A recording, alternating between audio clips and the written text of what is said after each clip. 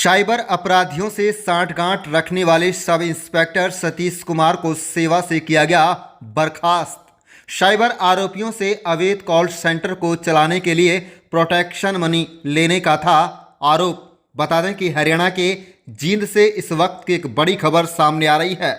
बता दें कि जींद में साइबर अपराधियों से सांठगांठ रखने वाले सब इंस्पेक्टर को सेवा से बर्खास्त कर दिया गया है। पुलिसकर्मी गिरफ्तार किए गए साइबर आरोपियों से अवैध कॉल सेंटर को चलाने के लिए प्रोटेक्शन मनी के रूप में लेता था। सब इंस्पेक्टर सतीश कुमार वर्ष 2000 में पुलिस वाहक में कांस्टेबल के पद पर भर्ती हुए थे। वर्तमान में थाना उचाना के अंतर्गत नाका ड्यूटी पर तैनात थे।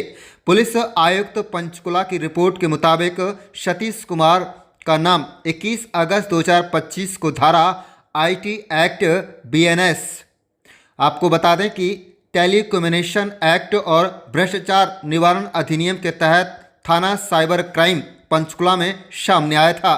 जांच के दौरान गिरफ्तार किए गए आरोपियों ने अवैध कॉल सेंटर को चलाने के लिए सब इंस्पेक्टर सतीश कुमार को प्रोटेक्शन मनी के रूप में देने की बात कही थी। वहीं आपको बता दें कि इस मामले में पुलिस अधीक्षक जींद ने कुलदीप ने कहा कि पुलिस वाहक की साख और ईमानदारी को सर्वोपरि रखते हुए भ्रष्टाचार व कर्तव्यहीनता के विरुद्ध चलने वाले सब इंस्पेक्टर सतीश कुमार को तुरंत प्रभाव से सेवा से बर्खास्त किया गया है। हरियाणा पुलिस की वर्दी ईमानदारी, अनुशासन और सेवा भाव का प्रतीक है। जो भी अधिकारी इन सिद्धांतों से भटकता है तो उसके लिए पुलिस वाहक में कोई स्थान नहीं है। जींद पुलिस भ्रष्टाचार और अवैध गतिविधियों के प्रति जीरो टॉलरेंस की नीति पर काम कर रही है। पुलिस आमजन को यह भरोसा दिलाती है कि जो भी पुलिसकर्मी विभाग की साख को ठेस पहुंचाएगा उसके खिलाफ सख्त कार्रवाई की जाएगी। Thank you. तो आज आपको एक विषय में अवगत जो कराना है वो है एक हमारे सब इंस्पेक्टर सतीश कुमार जो यहाँ जींद पुलिस में पोस्टेड थे दिसंबर 2024 से। तो उनके अगेंस्ट हमने डिसमिसल ऑर्डर्स कल जो है जारी किए हैं, क्योंकि उनका नाम एक गंभीर जो है कार्य में इन्वॉल्वमेंट के तौर पे आया। 3 कॉल सेंटर जो है पंचकुला पुलिस की तरफ से पकड़े गए थे गत महीनों में। तो उसमें से एक में ये सामने आया, जिस अपराधी को पकड़ा गया था उसने बताया कि ये जो सब इंस्पेक्टर थे इन्होंने उनसे मंथली लेकर इस कॉल सेंटर को चलाने में उनकी सक्रिय मदद कर रखी थी, और फिर बाद में जो वो अमाउंट ले रहे थे उसको डबल भी कर दिया।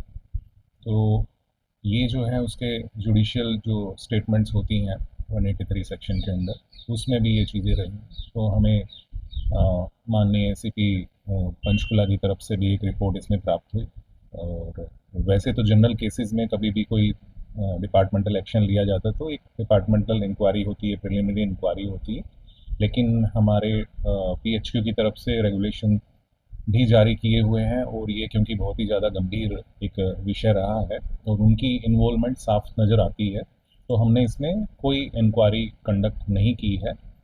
इमीडिएट जो हमारी डीएसपी जो कंसर्न है उनकी एक रिपोर्ट हमने तुरंत कल ही ली है, और उसको ध्यान में रखते हुए सीपी पंचकुला महोदय की रिपोर्ट को ध्यान में रखते हुए और जो भी फैक्ट्स हमारे पास अवेलेबल थी उनको देखते हुए हमने तुरंत प्रभाव से कल ही उनको सर्विस से डिसमिस कर दिया है।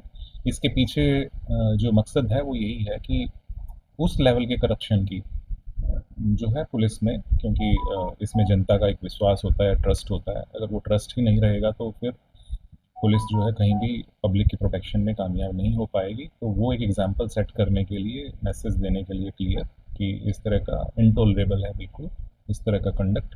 तो वो ये एक्शन जो डिसमिसल का है वो लिया। Thank you. इसमें 2 चीज़ें हैं, क्योंकि जो डिपार्टमेंटल एक्शन है ये उसका पार्ट है जिसकी जानकारी मैं आपको दे रहा हूँ। इसके अलावा जो कोर्ट का क्रिमिनल प्रोसीडिंग्स हैं वो इसमें जारी हैं। उसमें एफआईआर रजिस्टर्ड है पंचकुला क्षेत्र के अंदर, और उसमें जो है जैसा मैंने बताया एक अपराधी को पकड़ा भी गया, फिर उसके डिस्क्लोजर में चीज़ें सामने आई हैं।